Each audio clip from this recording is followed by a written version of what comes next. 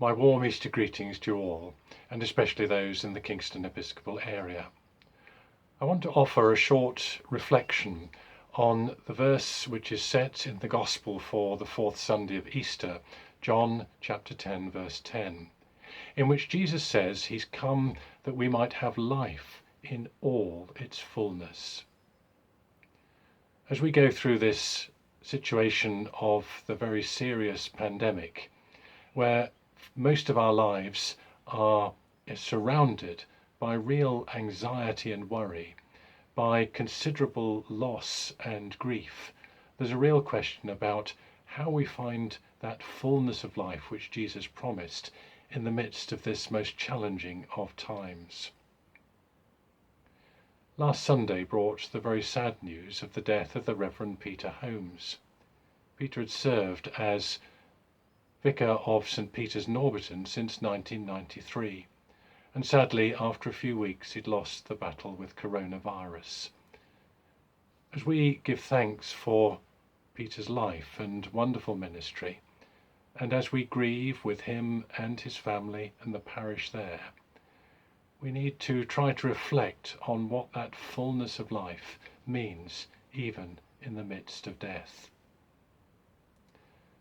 Peter's last words to his family were, love God, love each other, and run with Jesus.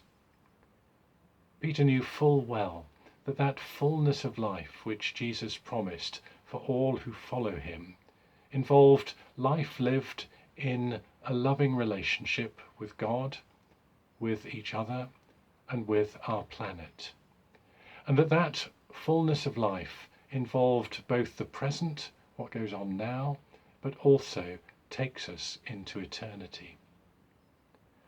Peter was also very aware that we need to run with Jesus, that the gateway into that fullness of life is the love, the sacrificial love, which Jesus has shown us through his death and resurrection.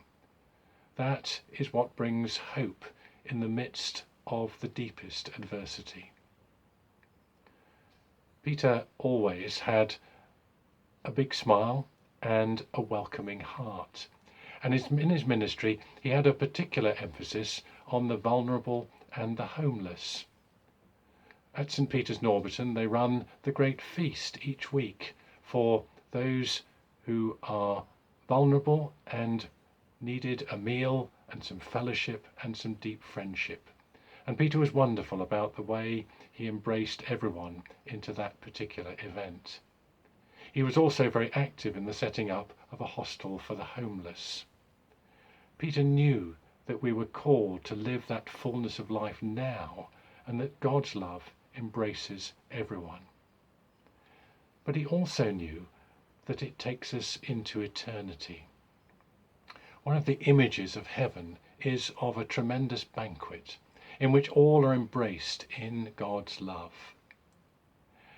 There are many challenges about how we share in the Eucharist at the moment, and do so in these socially distanced times.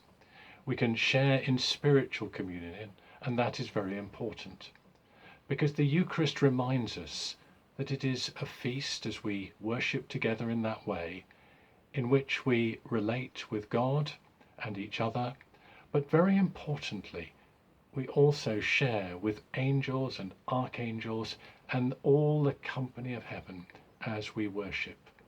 It gives us a glimpse into eternity. Many, many families at this time, including Peter's, are struggling with real loss and deep grief, and yearning for fullness of life, both now and into eternity. So as we give thanks for Peter's life, and as we grieve for him, and as we journey through this time of pandemic, let's remember that that fullness of life which Jesus promised, which he came to bring, has that twin aspect, both of prayer and loving service following the way of Christ now, but also looks into eternity with God. The great feast is indeed both on earth and in heaven into eternity.